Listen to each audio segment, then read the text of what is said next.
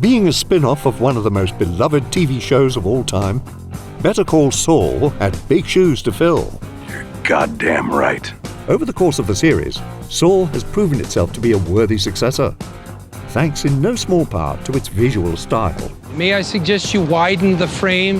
A style that is part Western, part noir, and part comedy, I really like your hair.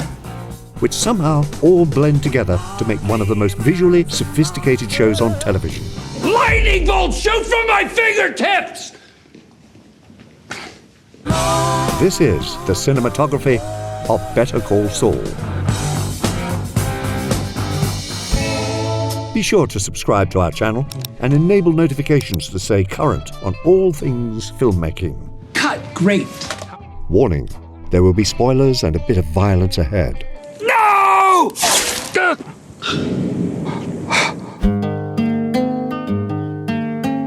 There are many elements to appreciate in Better Call Saul, It's all good, man. from the superbly written scripts You've never mattered all that much to me. to the gripping performances I should have stopped him when I had the chance. and highly sympathetic characters. But today, let's focus on the visuals and how the directors and cinematographers create the show's unique style, including the noir lighting, playful camera angles, Chop Caco, ladies! Chop Caco! and the overall cinematic presentation. You rolling? Yeah, rolling. Okay. Start the dolly. And action. When you watch Better Call Saul, you can tell that it doesn't quite look like TV. Good. And according to cinematographer Arthur Albert, this was the intent of co-creators Vince Gilligan and Peter Gould. They stressed repeatedly that they felt TV shows were all starting to look the same, and that they wanted Saul to look like nothing else on television. In fact, D.P. Marshall Adams explains how Gilligan insisted on shooting the series like a film. Vince, from the very beginning of Breaking Bad, really shot that show as a feature in a feature film style. That he wasn't going to pander to small screens. According to Peter Gould, one of the main cinematic influences was Bernardo Bertolucci's The Conformist. There are some very unusual, striking compositions where characters will not be framed the way one would expect.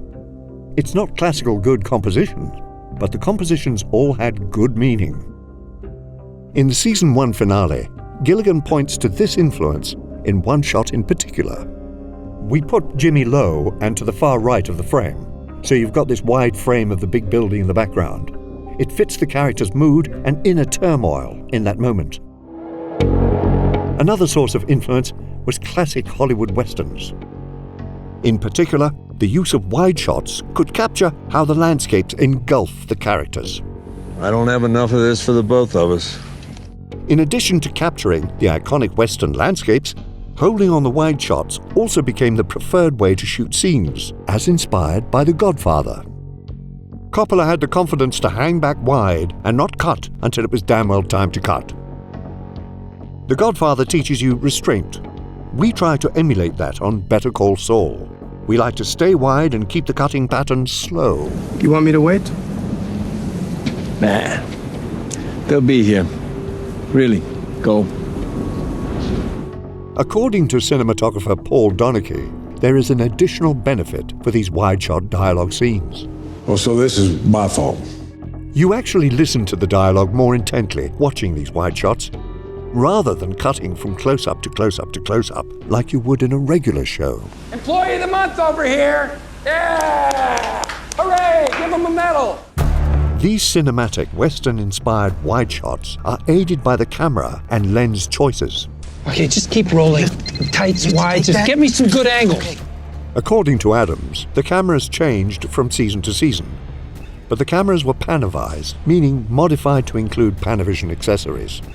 Together with various lenses from Ingenieux, Zeiss and Panavision, the result is widescreen images that are clearly cinematic. Another prominent visual element in the show is its noir-inspired lighting. Film noir is a subgenre from the 40s and 50s that often focused on the criminal underworld with a striking approach to lighting. Built with high contrast between bright lights and deep shadows, the combination of which accents the moral struggles of its protagonists. According to Gilligan, Nighthawks by Edward Hopper was a clear inspiration. We love that image of an island of lights surrounded by an ocean of darkness. Two lonely people sitting at a counter drinking coffee, surrounded by loneliness and gloom. We've emulated that shot a great many times. But as the show progressed and the subject matter itself got darker, so did the lighting. There's really no need to...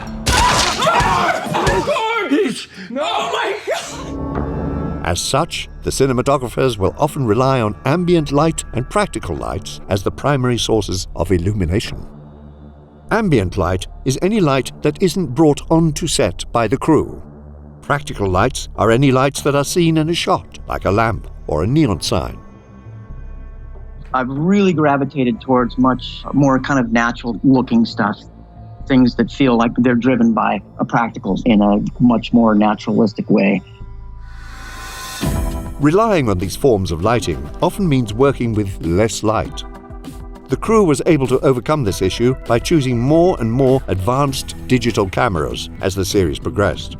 One of the things that I've discovered along the way with the digital, I can light practicals mostly on the street, adding street lights rather than putting big condors up and stuff like that, which I find look much more natural, kind of embracing the natural imperfections of street lights. Don't be scared.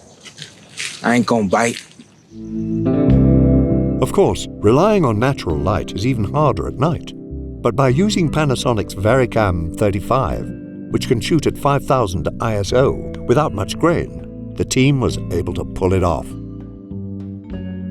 As Peter Gould put it, this technology enabled Marshall to use a combination of our lights and the light out in the world to create a beautiful available light look for night.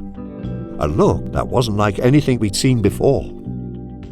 A low-light camera with high ISO was especially crucial when shooting the show's signature wides at night, when they couldn't hide lights anywhere. Adams further embraced darkness by using eyelights or catchlights, which occur when the reflection of a light source can be seen in the eyes. I feel like you can get away with a lot less light on somebody's face if you have a little twinkle in their eye. Big talk. The film noir darkness cultivated by Adams and his team helps to underscore the dark subject matter of Better Call Saul.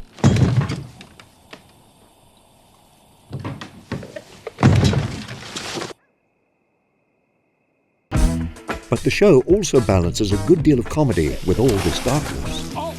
And one of the ways this balance is achieved is with playful shot choice. Here's Johnny!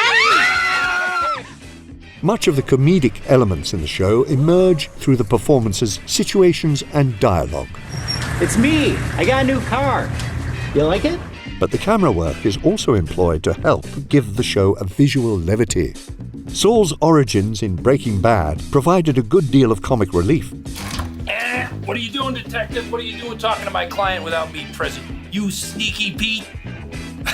Which is a dynamic that carries over into Better Call Saul. What's the difference between a tick and a lawyer? Oh no! The tick falls off when you're dead. Bam! Love that one. You like that? The mixture of drama and comedy are designed to play off each other, as Peter Gould notes.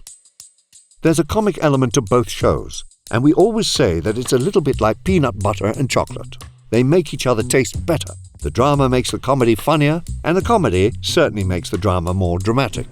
Can I help you? Howie, you know. No, I don't know. One way this is done is through camera placement. As a storyteller, Vince has always wanted to get into places that you wouldn't normally be able to put a camera. For example, mailboxes, cup holders, and talking toilets. Fill me up, Chandler. Put it in me. Chandler's my youngest. Loves it. By placing the camera in unlikely locations, it adds a layer of playfulness to the imagery that balances the more overt, dramatic moments. Which one will it be?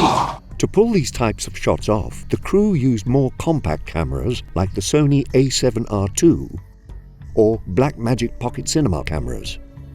We can also see the framing help accent comedic moments, like framing Saul tiny at the bottom of the image during his outbursts. It's nothing to me! It's a bacterium! I travel in worlds you can't even imagine! Or the low angles that gave him sardonic heroism. Better Call Saul's visual palette is a love letter to the Western genre, to film noir, and to visual comedy. Because I'm not giving up. Holy dude! But at the same time, the show never is tied solely to its influences. What do we three have in common with the greats? Wells, Fellini, Bergman, the biggies. Better Call Saul's look is so unique because it's a fusion of classical cinema and cutting-edge 21st century movie-making tools. Whatever happened to showmanship? Vince Gilligan has his shots clearly visualized before even arriving on set. Vince has envisioned every moment that he wants. Make sure you have your project fully visualized by using Studio Binder's storyboard software. What other visual motifs have you picked up on in Better Call Saul? Let us know in the comments. Until next time, keep stealing from the best. Say nothing, you understand? Get a lawyer!